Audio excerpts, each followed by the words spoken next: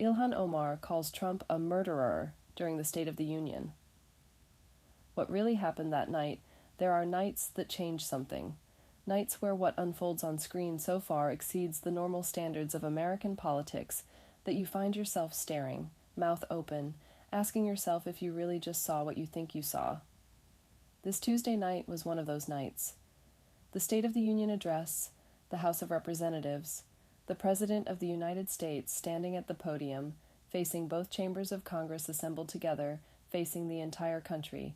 And in that room, a room heavy with history, heavy with protocol, heavy with the kind of solemnity reserved for the most formal moments of American democracy, an elected member of Congress looked toward the president and screamed, "You are a murderer." Not in a hallway, not in an interview, not on social media at 2 a.m, live, in front of the entire world, in the very chamber where American law is made. What happened that night is not just another viral moment in the permanent chaos of modern politics. It is a symptom.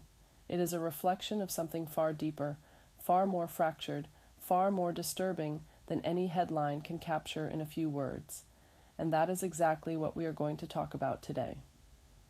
Let's start with context, because without context you understand nothing. Donald Trump delivers his State of the Union address in a political climate that is anything but ordinary.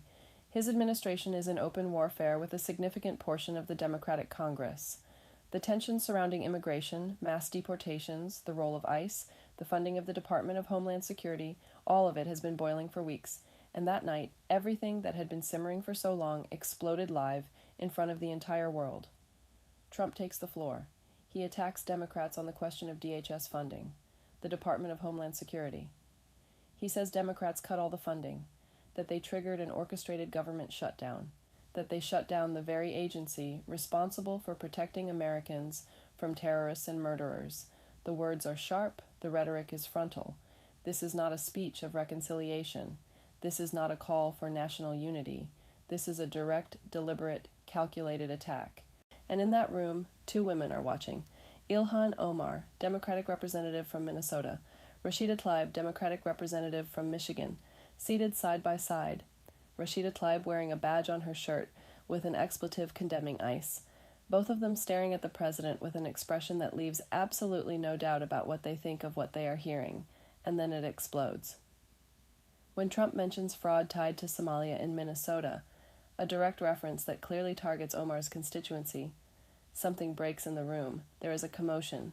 The camera pivots, and there is Omar, half risen from her seat, her voice carried far beyond any protocol, screaming toward the podium, "You killed Americans." And a few seconds later, even more clearly, "You are a murderer." Let that moment settle for a second. An elected member of the United States Congress in the House of Representatives during the State of the Union address, calling the sitting president a murderer. Live, in front of millions of viewers. This is not normal politics. This is not normal opposition. This is not even normal protest. This is something else entirely, something we had not yet seen at this level, in this setting, with this intensity. And while Omar screams, Tlaib screams too. She calls out Trump over Alex Pretty, a man shot by federal agents in the middle of chaos in Minneapolis. Alex was not a criminal, she shouts toward the podium, while the president continues his speech, while the room buzzes, while the country watches. Now let's ask the real question, not the surface question. Was this appropriate? Because everyone already has the answer they want to give to that depending on which side they stand on.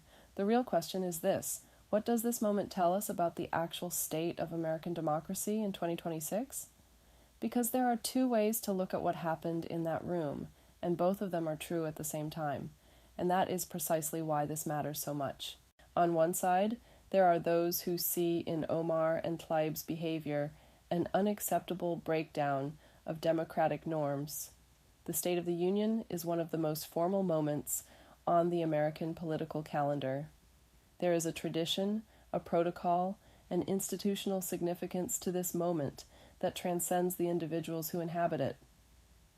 When an elected official calls the president a murderer from her seat in the House of Representatives, she is not just attacking one man. She is attacking the very idea that political adversaries can share the same space, respect the same rules of engagement, maintain a minimum of institutional dignity, even in the deepest disagreement. And on the other side, there are those who see in these screams something radically different.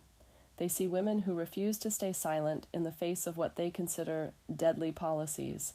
They see elected officials representing communities directly impacted by deportations, by ICE operations, by decisions that carry real and immediate human consequences. They see people who have decided that institutional politeness is a luxury they can no longer afford when lives are at stake. Both readings coexist, and that is precisely where all the complexity of this moment lives. Let's go back to what Trump was saying at the exact moment Omar screamed. He was talking about sanctuary cities. He was talking about deportations. He was asking Congress to end what he calls policies that protect drug lords and murderers. He was telling Democrats, you should be ashamed of yourselves. This matters, because in that speech, Trump himself was using extraordinarily loaded language. He was implicitly calling Democrats accomplices to criminals. He was describing their opposition to his immigration policies as a betrayal of American citizens. Trump's language that night was not the language of reconciliation. It was the language of total confrontation. And Omar responded to confrontation with confrontation. Was she wrong? Was she right? It is not our place to decide that here. What interests us is understanding the dynamic. And the dynamic is this. When political language reaches this level of intensity, when both sides see each other as enemies rather than adversaries, when the State of the Union itself becomes a battlefield, you have entered territory that American politics has rarely visited in its recent history. There is another dimension to this story that cannot be ignored. Omar and Tlaib are not just any elected officials. They are part of a group of progressive representatives who have been constant targets of Trump's rhetoric and that of his allies for years. Omar, in particular, has faced repeated attacks, some of them overtly racist, since the beginning of her political career. Her office has received death threats. She grew up in a Somali refugee camp before arriving in the United States. Her path to the United States Congress is one of the most extraordinary trajectories in modern politics. When Trump mentions fraud tied to Somalia in Minnesota in his speech, in a room where Omar is seated, in a chamber where she sits as an elected official, this is not an abstract remark about public policy. It is personal. It is an attack directed at her community, at the place she represents, and she responded in the most personal and direct way possible. Later that evening, as Trump recounted the raid on Caracas that led to the capture of Venezuelan dictator Nicolas Maduro, a moment the administration was presenting as a major geopolitical triumph, Omar and Tlaib left the chamber. Early, conspicuously, without looking back. It was the final act of an evening that had already said everything. They did not want to hear the victory speech. They refused to be the backdrop for that triumph. They chose their departure as their final statement. And once again, everything depends on how you read that departure. Disrespect toward the institution, a symbolic act of resistance, a political declaration in itself, all three at once. This is where we stand. This is the real State of the Union. Not the one Trump described in his speech, but the one that revealed itself in the screams, in the stares, in the badges, in the early exits. A country where elected officials no longer simply share political disagreements. They share a hostility that goes far beyond any debate of ideas. A country where the State of the Union, supposed to be a moment of national gathering, has become a mirror of the fracture. What happened that night in the House of Representatives is not just an incident. It is not just a viral moment that will be forgotten in 48 hours. It is a signal about how far tensions can go, a signal about what opposition now means in the American political context, a signal about what awaits this country in the months and years ahead.